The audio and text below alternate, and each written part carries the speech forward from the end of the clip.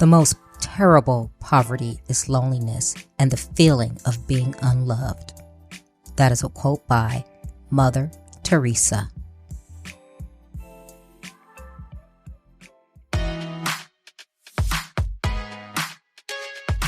Welcome to Trina Talk. Trina Talk is a weekly podcast that will inspire and empower women of all ages to strive for the impossible. Your host, Trina L. Martin from TrinaMartin.com, is a motivational speaker, leader, and cyber tech expert. Every week, Trina will share wisdom gained from her life experiences and lessons learned while pursuing her goals to inspire you to achieve the next level in your life. Now, your host, Trina L. Martin. Hello. Welcome to Trina Talk. I am your host, Trina L. Martin, and this is episode 90. The topic of this week's episode is how are connection, loneliness, and small packages related? My guest this week is Julie Schechter.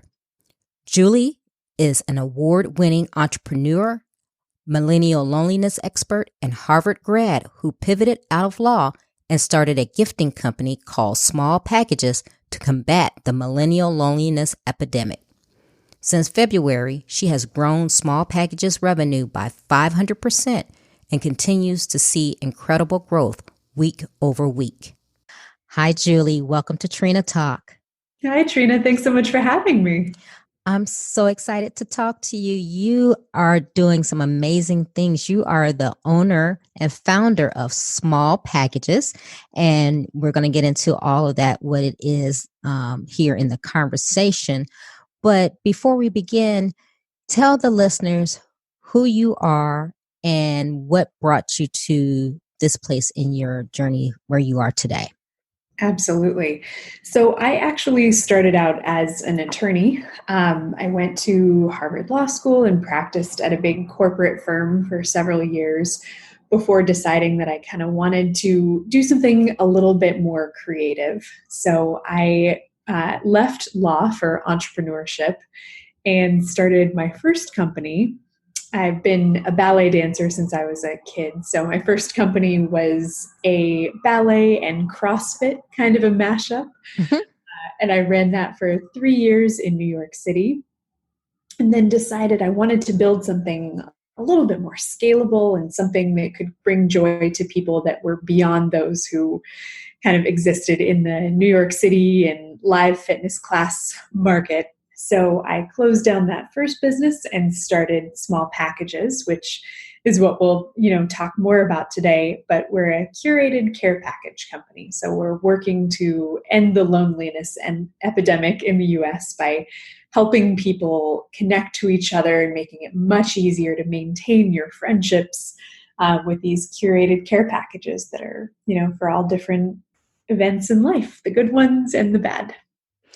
Wow, that's interesting because I think there's evolving of this type of thing where there's, I guess, subscription packages, for lack of a better term of what they're called, that they're doing now. Because I know I get one, my daughter gets some things like for hair care, but you're doing something different. So you're doing a package based on an occasion in someone's life?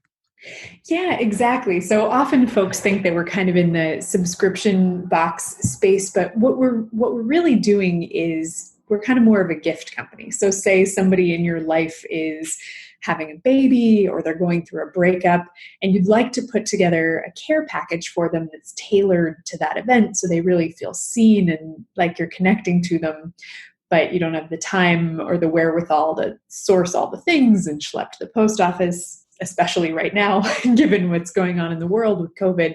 So instead of doing all of that, instead you would come to our site and pick out a package that's specifically for that life event, order it in less than 5 minutes, it gets sent off. So we're able to just help people connect to each other in that way. Wow. So what made you come up with this idea? Well, it kind of was one of those solve for a problem that you're having kind of things. I am from LA originally, and I went to law school on the East Coast and kind of bounced back and forth a couple of times and had this wide network of friends that, I really loved, but I never got to spend any time with them in person because we were scattered across the country. And so since I didn't have, the time or the money to show up in person for all of the things going on in their lives, I was trying to send them care packages for, when they bought a new house or when they got married. But I just didn't have the time to put all of these things together. So I figured if it was an issue that I was having, that other people probably were having it too. And luckily that's turned out to be the case. Wow. So tell me how it works now if it's for a special occasion. So I call you and say, my best friend, like you said, is getting married and I want to put together something special for her. Do you have a certain list of items that I can choose from, or is it more customizable where I say, oh, well, I'm looking for this. She likes that. How does it work? So the great part of it is everything is already preset and pre-curated. So if you were in that exact position, a friend of yours was getting engaged, you would come to the Small Packages website and you would pick what kind of box you wanted to send, the engagement one, and you would pick a price point. All of our boxes come in 35, 50, and 100 price points. So you can pick the one that kind of fits for your budget that day. And you would be able to see from the drop-down menu, exactly what came in that box. You'd fill in the message that you wanted us to write in the card. We handwrite all of our cards. You'd fill in her shipping address. It would go zooming out to her. So that's kind of really part of our value proposition that we bring to our customer is you're able to get in and out of our site in about 5 minutes. Nice. Now, how has your business picked up since COVID hit? COVID has actually been pretty kind to us. We have been really lucky that we were set up to be a company that helps people connect when they're not together. That was a problem before social distancing, but obviously has only become even more so now that people are kind of doing the quarantine thing for the past couple of months. So we certainly have had our struggles because we work with a lot of other small businesses. And so as they've gone into shelter in place, our supply chain has really gotten pretty shaken up. But we've been able to roll with the punches pretty well. Mm-hmm. Trying to make sure that, we're helping out the other small businesses that we work with too. Wow. And this just popped into my mind, but I don't know if this is one of your packages, but say me, since I'm a business owner and I wanted to send something to another fellow business owner to thank them for a great meeting we had. Do you have a package for something like that? We do. We have a couple actually. So we have just a regular thank you one, which is one that people send often to clients or to people who have just been really helpful to them lately. But we actually have a couple that are specific to the pandemic. We have one that's a cozy at home box to keep people entertained and hopefully a little bit more sane while we're all social distancing. And a self-care one that kind of helps people, relax a little bit. So we have the whole gamut to choose from. So you're doing more, and this is why I really wanted to talk to you, because you're doing more than just sending out a package. Your packages you do business with female business owners, and everything that's in the package is from a female business and to a female, I would assume mostly. Tell me about that. Tell me how you came to do that instead of saying, well, you know what, I'm going to ship just a general package to anyone. But you are honed in on, you want to do business with the female business owner and you have products that you use. Yeah, absolutely. So all of our packages really are kind of, by women for women. I would say a great percentage of the small businesses that we work with are female owned. It's not 100% because we are focused on making sure that, the end recipient is getting the full package of things that they would love to see, but it's a very high percentage. And the reason for that is, we really love to act as a discovery platform. So we love for the end recipient of one of these boxes to be able to say, hey, I feel so loved and connected to the person that sent this to me. But in addition, I love the stuff that's in it. Mhm. And, I might not have discovered this chocolate brand or this, particular book that was written by, a woman author or anything like that. So we're really part of the, joy that we love to spread is connecting customers to brands that they might not otherwise have come across. Mm. Yeah, I love that. I was just looking at some of your partners, and I was looking at the Phenomenal Woman tea, and I Yeah. actually have a tea with that. And I was like, oh, I don't know if I have the official one, but I was like, yes, I have one that says Phenomenal Woman. I love that. Yeah, so let's get more into your journey to to get to where you are today, because you, in something that struck me, you talk about millennial loneliness. Yeah. Tell me about that. Absolutely. That's really what our company is based on. I mean, we've found in doing our market research that even though millennials, we have this really rampant social media use, and in some ways we're more socially connected than we ever have been before, millennials are still reporting feelings of extreme isolation at rates of over like 35%. And that's just staggering.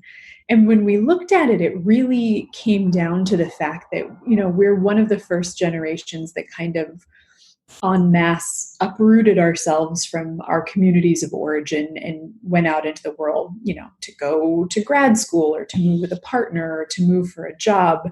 And we're kind of trying to live life in, as islands, right? Like we don't have that support of, going back to our communities and, raising young families with familial support, all of this sorts of things. So what we're really kind of trying to target is those millennials who are doing that. They have moved, they're doing the exciting things, but they want to maintain those relationships even if they don't have the ability to do it in person. So we're trying to give them, just one more avenue, even with their busy schedules, to stay connected to the people that they love.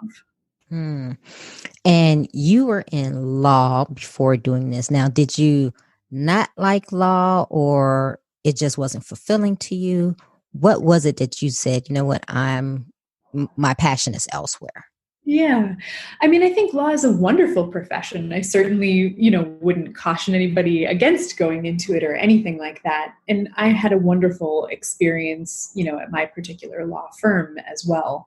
I think it's a wonderful background, even if you are thinking you might want to go into entrepreneurship a little bit later in life, really prepares you so much for being able to read contracts, of course, or just tackle, the unknown. I think for me, it was more that I have always really loved being able to build something, to iterate, to sort of look at a problem from a million different vantage points and figure out how to make something successful. And law is much more a service profession, helping people to accomplish their goals. And so, totally noble and wonderful that once I really got down to it, I decided I wanted to build instead. Wow. Now, let's talk about some of your successes and some of your failures going through your first business and this business, because we have a lot of people who listen to the show, and just in general, who may listen and say, oh, well, you know what, that sounds pretty simple to do. I can do that. Oh, yeah, exactly. Tell them about what you actually have to go through to keep your business sustainable and profitable. Yeah, absolutely. So, I mean, I would say I got a real education in having my first business, which was a service business, and then having small packages, which is a product based business, right? So, completely different situations there. When it comes to a product based business, what I'm doing now, I would say the main thing that people need to focus in on is the unit economics of what you're doing, right? Because we can have the most fantastic idea and mission about the joy that we're going to spread in the world. But if, it doesn't work out in terms of, what it costs to make a widget versus what you can sell it for, then you don't have the fundamentals of a business that you can build, to whatever scale that you'd like to. So I think that kind of is the first stumbling block that a lot of entrepreneurs get hung up on. Now, how long have you been running small packages? We launched in December of 2018. So we just passed our 1.5 years in business mark. Oh, wow. And so do you just do your marketing online and things like that? We do some online marketing, not too much. We've been focused on a couple of other ways of garnering customers. It's been sort of interesting. I mean, this is one of the other things you start to focus in on is, who's your ideal customer demographic and how do you talk specifically to that person? And so, we have sort of 2 women that we have kind of built as the women that we are talking to, and we find them in very different places online, and that's really what's navigated our marketing strategy so far. Mm-hmm. Yeah, I know that very well. Talking to that person that you have in your head, that you're like, okay, this is who my product or service is for. Yeah, So exactly. so let me gear towards them. Wow. So yeah, you have some interesting things. I'm just looking here, and you said you develop water muscle. Yeah, absolutely. So what is that? And you said your takeaways from the quarantine. So yeah, tell us about that, since we're all living through something that we never imagined. Tell us what your takeaways are. Absolutely. So when I refer to the water muscle, what I'm referring to is the muscle that entrepreneurs build over time that kind of, set us apart from people who might work in more quote unquote traditional careers, which of course is a very noble and interesting path as well. They're just very different. So what I've found is, if you're working in a career that has some signposts along the way, you're able to sort of learn from the folks who have come before you. You practice your craft, you learn from it, and it's sort of this virtuous feedback cycle where you start to build a lot of psychological safety from being able to do the thing that you know is going to work. Whereas when you think about entrepreneurs, instead of sort of walking along the path, what we're doing often over and over again is running up to the edge of the cliff and diving into the water, right? Diving for pearls. And so sometimes we're coming up with empty hands and it's not a great situation. And sometimes we're coming up and, we've found the pearl at the bottom of the ocean and we're just trying to string those together. So when I refer to the water muscle, what I'm really talking about is that ability to just sort of hoist yourself up out of the water again and again and, run back up to the top of the cliff to try again, which is definitely tough, but incredibly rewarding. Tell me about some of those tough moments that you've had.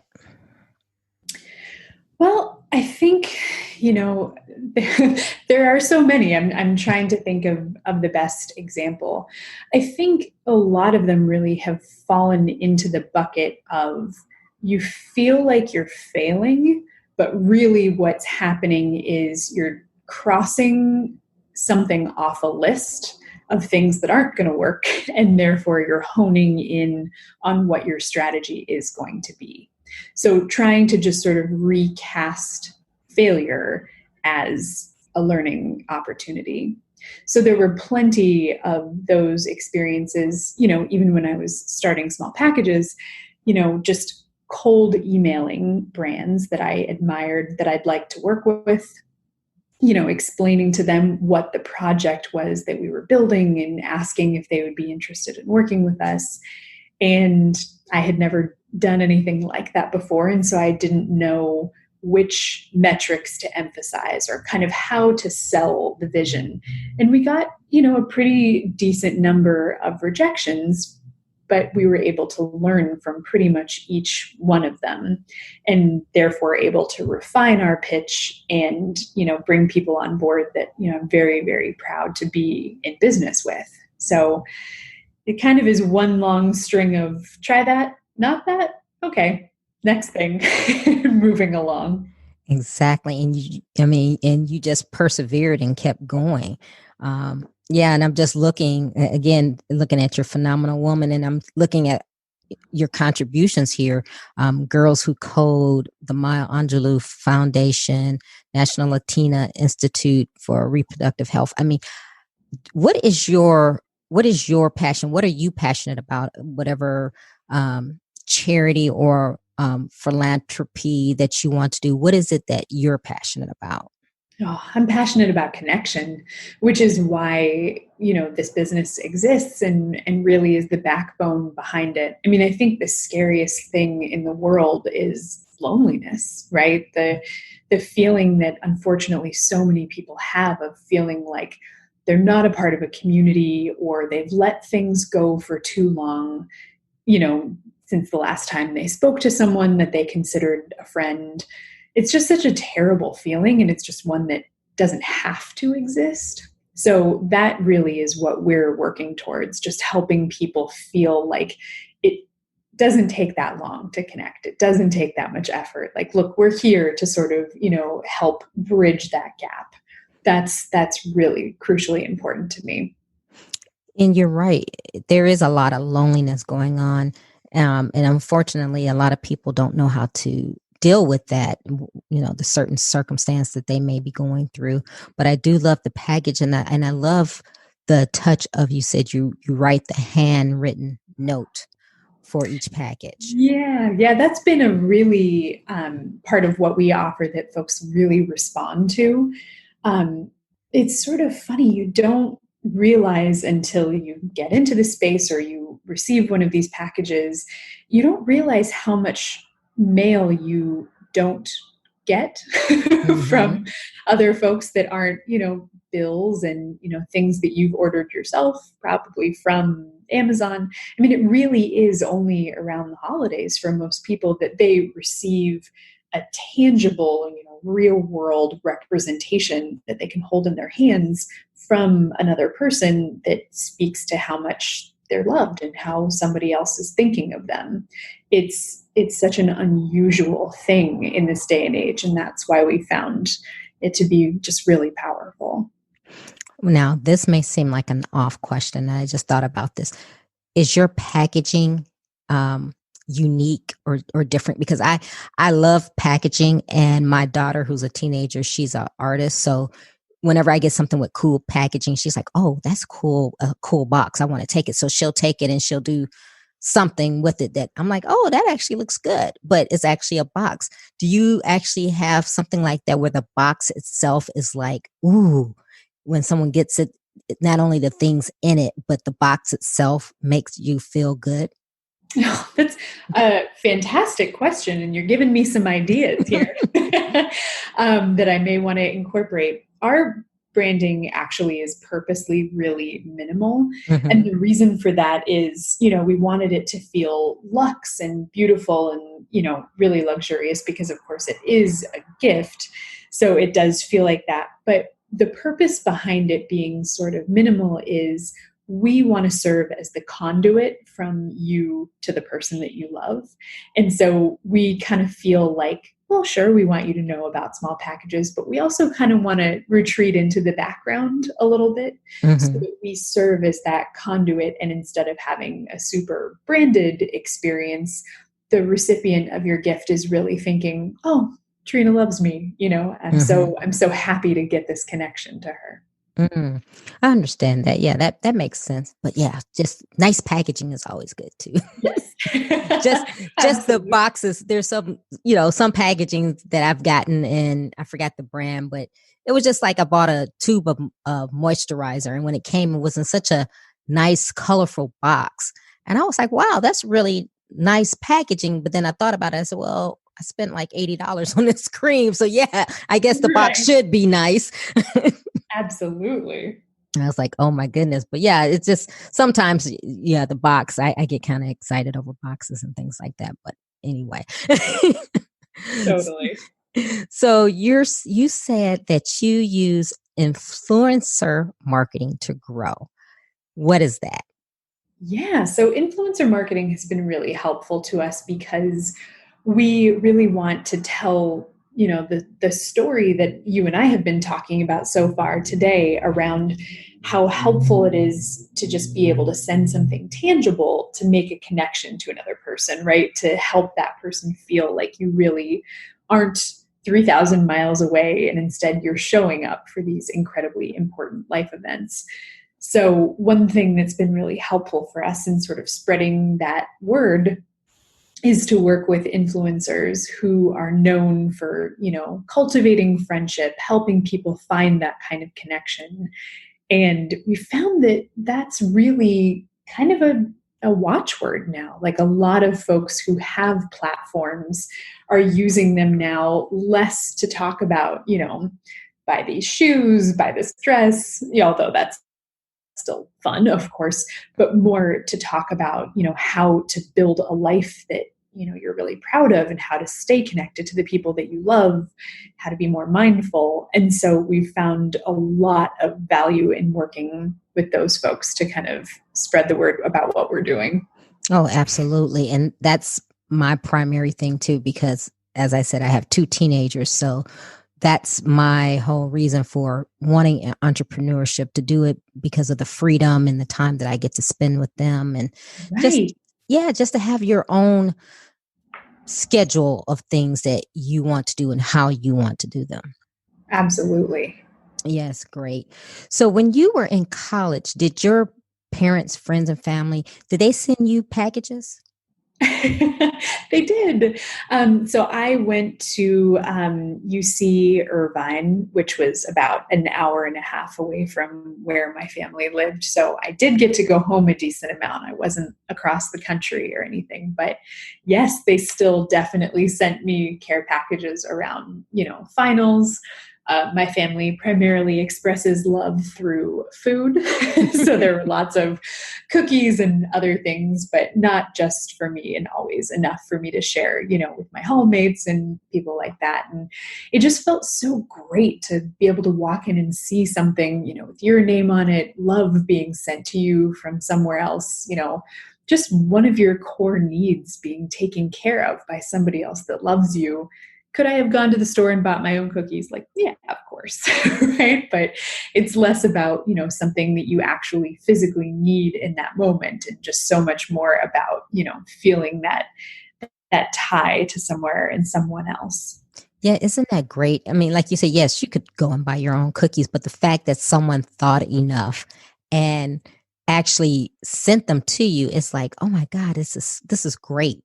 I know, it's so wonderful. I think my favorite one that I ever got actually wasn't in college. It was much later when I got my first apartment. One of my very best friends sent me the cutest, like, housewarming care package that felt so adult. Like, it felt like someone was like recognizing this like big girl move that I was making, like it had a little spoon rest and a little like succulent plant and things like that. But it just is so funny.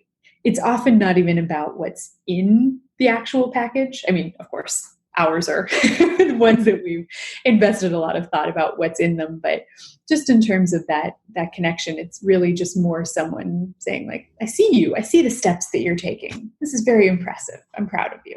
Yes, yes. Everyone wants to be, accepted and, acknowledged. So that's, yes, exactly.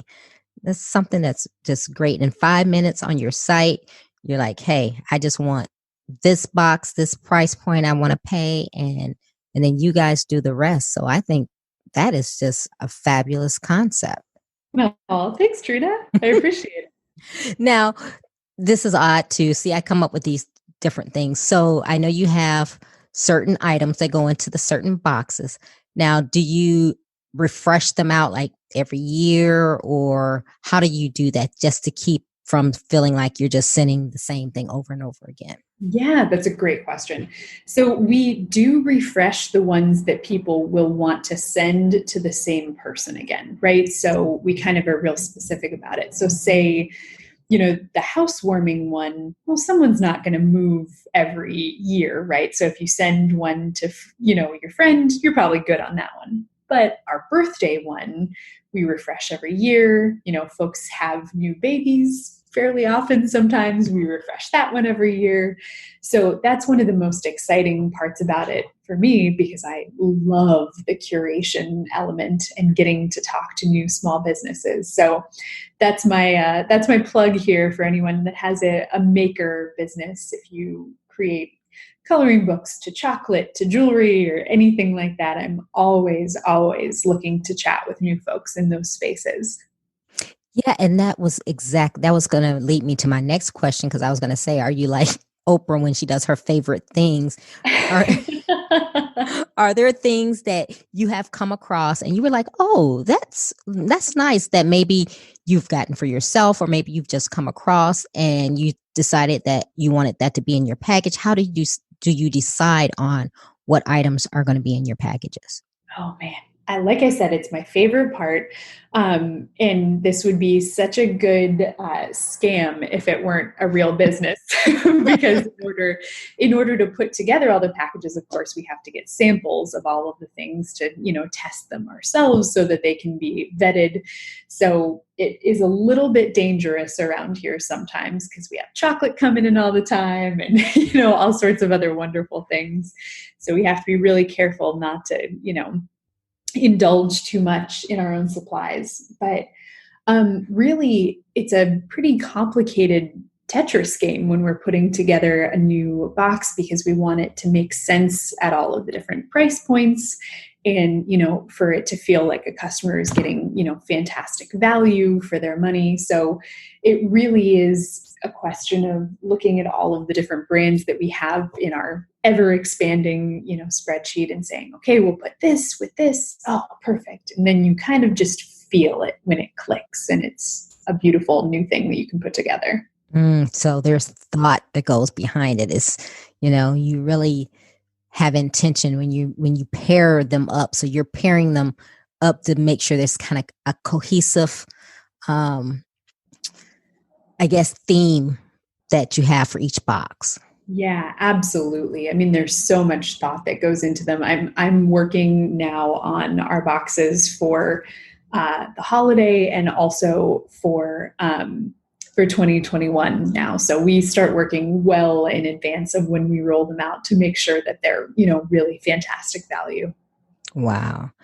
Well, Julie, we're going to get into our questions. Are you ready? Oh, I think so. I hope so. Okay. Question one. Who or what motivates you? Hmm. Uh, the connection element that we've been talking about this whole time, feeling like we are actually serving our customers, getting the wonderful emails and testimonials that we get from them that say that, we've been able to help them reach out to someone, that they've rekindled a friendship because of us.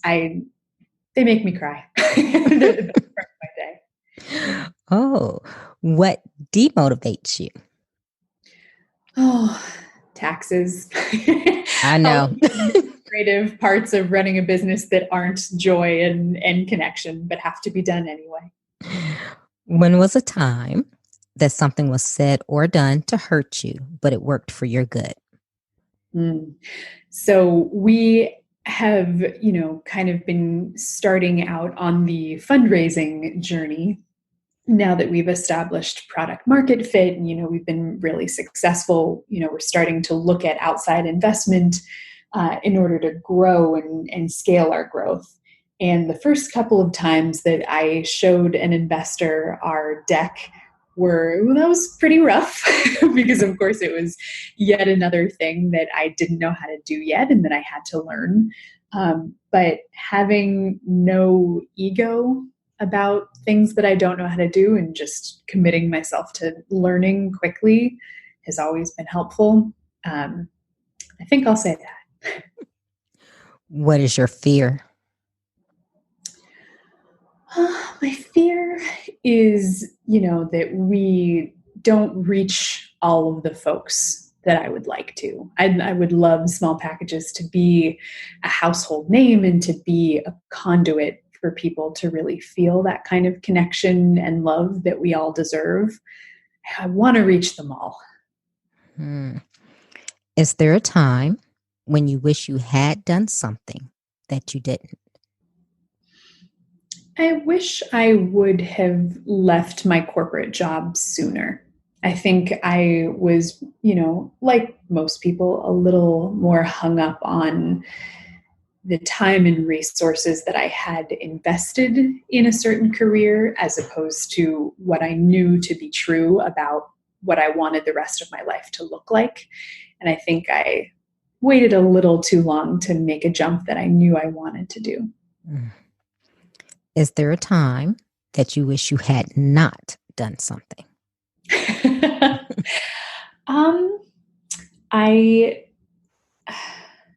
I wish I had not. This is a tough one. I wish I had not taken meetings with brand partners quite as early. I think sometimes as an entrepreneur, you can be incredibly enthusiastic about the thing that you are building.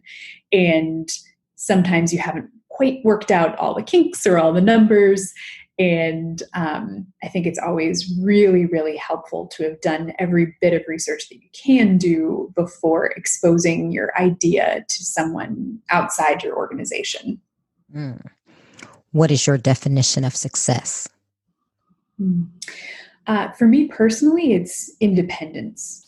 So being able to live, the life that I want to live, which is being able to create things that I love and believe in without kind of being beholden to, financial burdens or anything like that.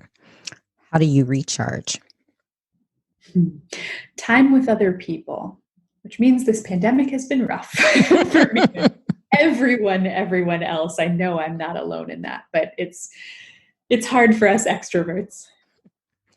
What are you awesome at? Connection and building. I'm a good ideas person. I'm really, really good at bringing something, from the ether into real life. And I think we talked about this, but what legacy do you want to leave? Yeah, I think we did. It really would love for folks to be able to take a look at this business that we built and say that it really made a difference. It really helped a whole generation of people feel more connected. Julie, give the listeners one motivational takeaway. Just leap.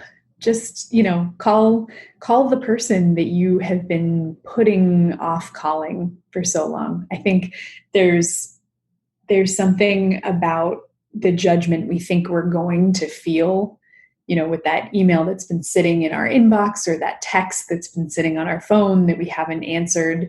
People give you so much leeway. They're always happy to hear from you. Just pick up the phone.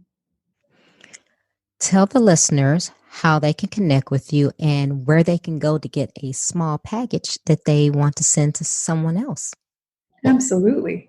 So the easiest way to do that is just to go to our website, which is smallpackages.co, or you can find us on Instagram, and our handle there is small_packages_co. Well, Julie, thank you for coming on today and speaking with me. It's been a blast. I love what you're doing, and you'll probably see my name come across your order profile. Thank you so much for having me, Trina. This was so fun. Well, thank you. You have a great day. You too. If you like Trina Talk, please don't forget to go out to Apple Podcasts to subscribe. Also, who else in your life do you know that needs some motivation and inspiration in their life? Don't forget to share Trina Talk with them. I hope you have a great week. And remember, if you change your mindset, you can change your life. Keep striving, because success is a journey, not a destination. You can listen to Trina Talk anytime and anywhere. It's available on iTunes, Google Play Music, Stitcher, Spotify, and all other places that you can listen to podcasts. If you like the podcast, please don't forget to go to iTunes to subscribe, rate, review, and share. If you have questions for me or need inspiration on how to go to the next level, tweet me directly at Trina L. Martin.